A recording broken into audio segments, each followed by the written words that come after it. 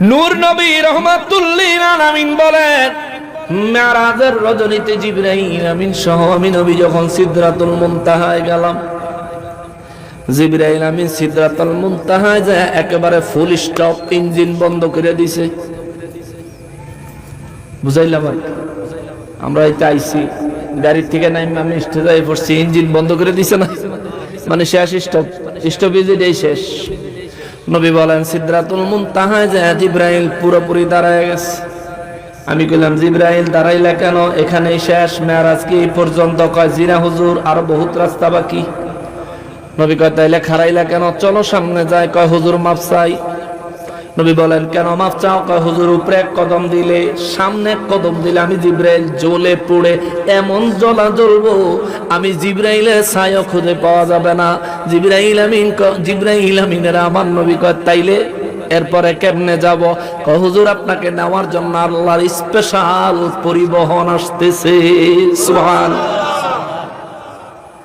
নবী কয় জিবরাইল রে, তুমি না নূরের, আল্লাহ না তোমারে নূর দিয়া বানাইছে, তাইলে সিদরাতুল মুনতাহা থেকে উপরে যাওয়ার সময় তুমি জ্বলে যাবে, পুড়ে যাবে, তাইলে আমি নবী যাব কেমনে?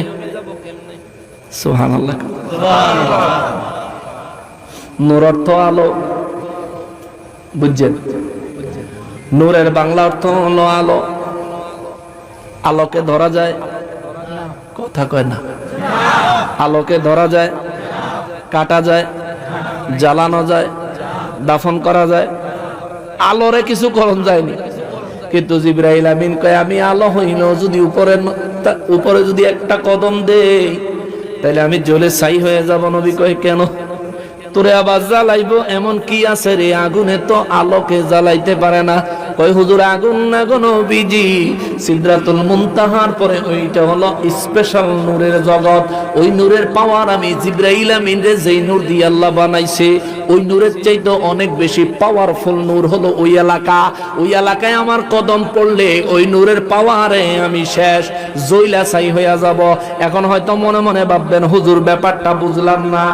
যদি জিবরাইল নূরের হয়, সিদরাতুল মুনতাহার পরের জগৎটাও যদি নূরের হয়, তাইলে জিবরাইল আমিন জ্বলবে কেন? বাস্তবতা বুঝাই। এই প্যান্ডেলের মাঝখানে একটা খাম্বা আছে, এই খাম্বাটার নাম কি? কারেন্টের খাম্বা নাকি? এটার উপরে দিয়ে কি গেছে? কি গেছে কথা কেন? কারেন্টের খাম্বা। এইখানে যে বাতিগুলো জ্বলতাছে এগুলোও তো কারেন্টেই জ্বলে নাকি? এই বাতিগুলো যে জ্বলতাছে কারেন্টেই জ্বলে।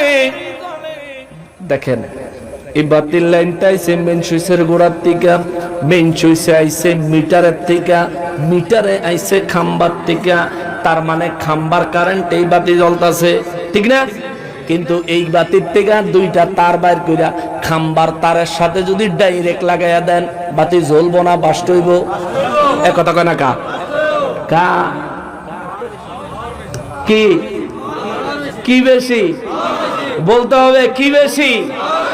কারেন্ট ছাড়া বাতি জ্বলে না,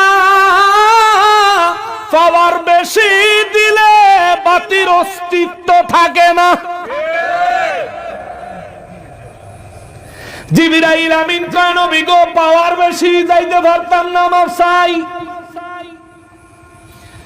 আমার নবী বলেন জিবরাইল তাইলে ঠিক আছে তুমি থাকো, আমি যাই।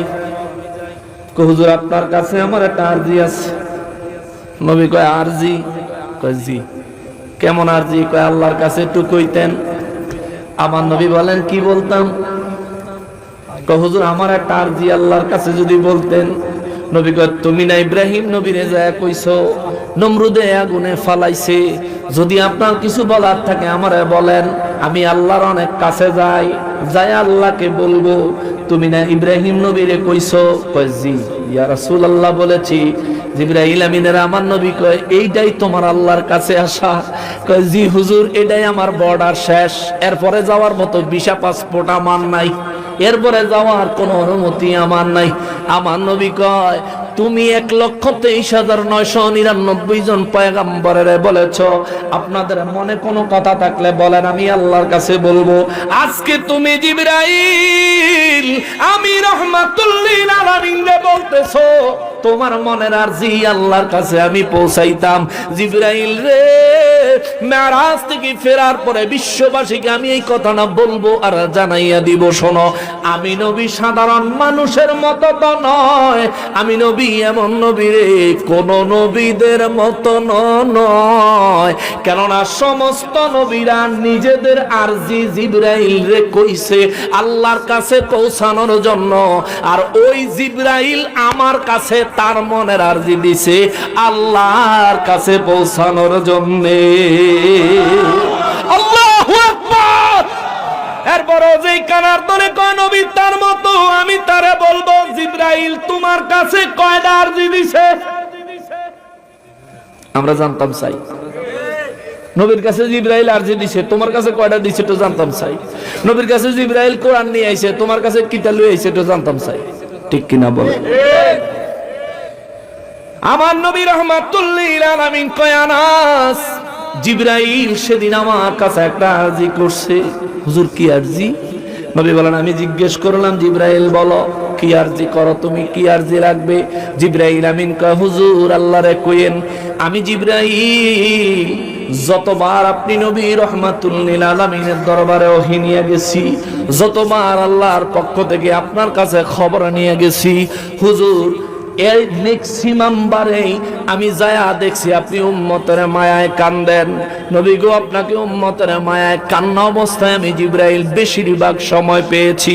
ইয়া রাসূলুল্লাহ, আমার দিল এতদিন ধরে অনেক কিছু চাইছে, এতদিন ধরে আমার দিলে অনেক আশা ছিল আল্লাহর কাছে একটা আরজি বলবো, কিন্তু সাহস পাই নাই বলতাম। নবী গো ও রাহমাতুল লিল আলামিন, আপনার কাছে আমি আমার আরজিটা দেই, আপনি যায়া রব্বুল ইজ্জতকে একটু আমার আরজিটা দিয়েন, আল্লাহ যদি কবুল করে আমি জিবরাইল ধন্য হয়ে যাব। আমার নবী কয় জিবরাইল তোমার মনের আরজিটা কি? কয় আল্লাহরে যায় কয়েন আপনি যে উম্মতের মায়ায় কানতে কানতে জীবনটা পার করে দিচ্ছেন, আপনার ওই উম্মতের পক্ষে আমি জিবরাইল একটা ওয়াদা করতে চাই, আল্লাহ যেন আমার ওয়াদাটা কবুল করে। নবী বলেন কি ওয়াদা?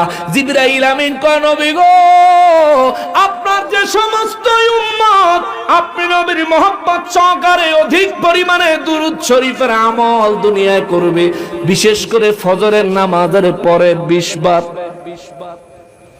মাগরিবের নামাজের পরে 20 বার। মনে রাখেন ফজরের নামাজের পরে 20 বার, মাগরিবের নামাজের পরে 20 বার, দিনে 40 বার আপনি নবীর মহব্বতে যে ব্যক্তি দুরূদ ও সালাম পড়বে, দুনিয়ার ধ্যান খেয়াল চিন্তা ভাবনা বাদ দিয়া সারা জীবন কেউ যদি এমন আমল করে, আমি জিবরাইল চাই এই মানুষটা যখন পুলসেরাত পার হবে, আমি জিবরাইল পুলসেরাতের উপরে তার পায়ের নিচে আমার 600 নূরের পাখা বিছায়া দিতে চাই। আল্লাহু আকবার।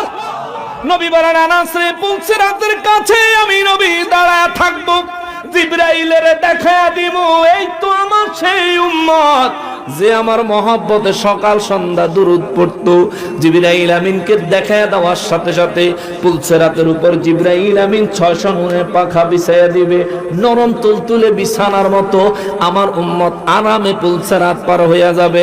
আমার যে উম্মত পুলসেরাতের উপরে বিপদে পড়বে, আমি নবী দৌড়াইয়া যায় আমার উম্মতকে ধরে হাতে ধরে ধরে পুলসেরাত পার করে দি।